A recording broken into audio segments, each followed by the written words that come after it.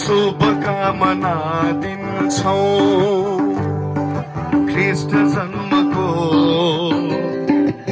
उपलक्ष्यमा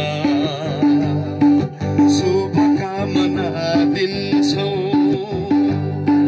ख्रीष्ट जन्मको उपलक्ष्यमा दिनेछौं शुभकामना दिनेछौं शुभकामना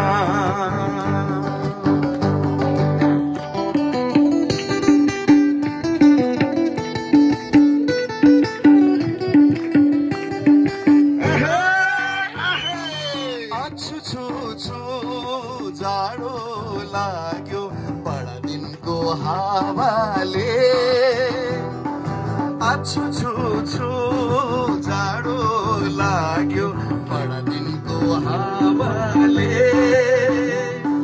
सेलरोटी पकाउँछिन् आमा फलामको तावामा सेलरोटी पकाउँछिन् आमा फलामको तावामा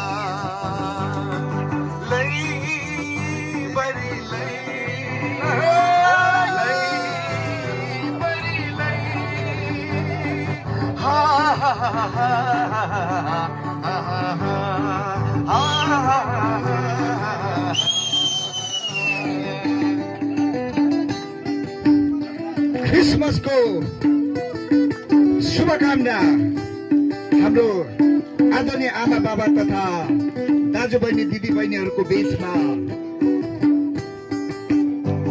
यहाँलाई सुस्वास्थ्य समृद्धि सफलता पयौको बोसोमा गुलाबी रङको फुलेछ फुल पयौको बोसोमा बालक यसो जन्मे आज गाईको गोठेमा बालक यसो जन्मे आज गाईको गोठेमा खन्काइदेऊ मादल तिम्रो नचाइदेऊ सबैलाई खन्काइदेऊ मादल तिम्रो नचाइदेऊ सबैलाई जन्मको शुभकामना उपस्थित सबैलाई आदरणीय आमा बाबाहरू दाजुभाइ दिदीबहिनीहरू उपस्थित सबैलाई मान्छे जब आनन्द हुन्छ 95% चाहिँ आनन्दले निको हुन्छ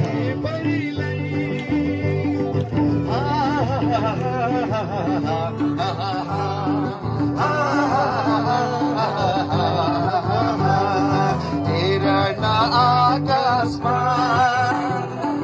ताराको उज्यालो नवजात प्रभुको दर्शन गर्न नगर बियालो नवजात प्रभुको दर्शन गर्न नगर बियालो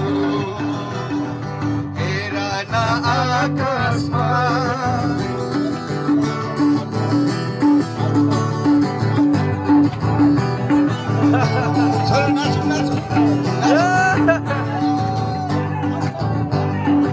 ईश्वरको वचन पुरो गर्नलाई आए प्रभु जगमा ईश्वरको वचन पुरो गर्नलाई आए प्रभु जगमा मानवको सबै दुःख बुझ्नलाई पस्रिए डोरैमा सबै दुःख बुझ्नलाई पस्रिए डोरैमा गोठालाहरू छक्क परे जब गोठालाहरू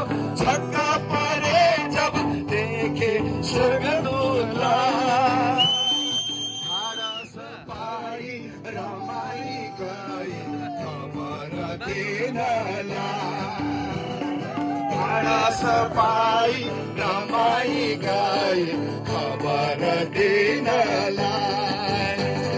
तपाईँ हामीलाई खबर दिनलाई परमेश्वरले कति ठुलो योजनाहरू बनाउनु भयो। ताराको उज्यालो नवजात प्रभुको दर्शन गर्न नगर बिहालो।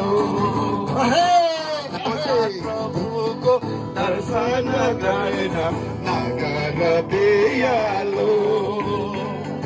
हेर न आकाशमा हाम्रो सृष्टिकर्ताले सबैजनालाई प्रेम गर्नुहुन्छ।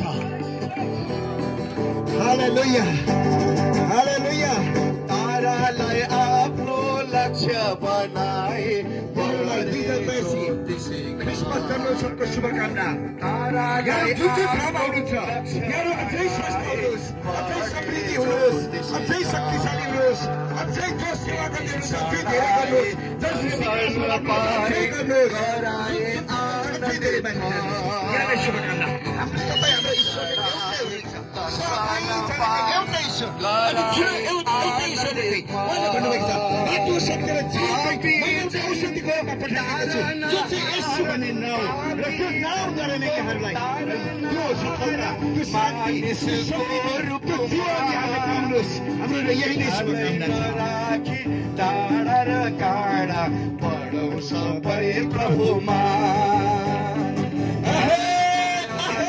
टाढा र काँडा पढौँ सबै प्रभुमा। उनीहरूलाई छेक्दैन, उनीहरूलाई छेक्दैन। जब जुन बेला हामी आनन्द दिन्छौँ, जुन बेला हामी शान्ति पाउँछौँ, हामी पाउँछौँ।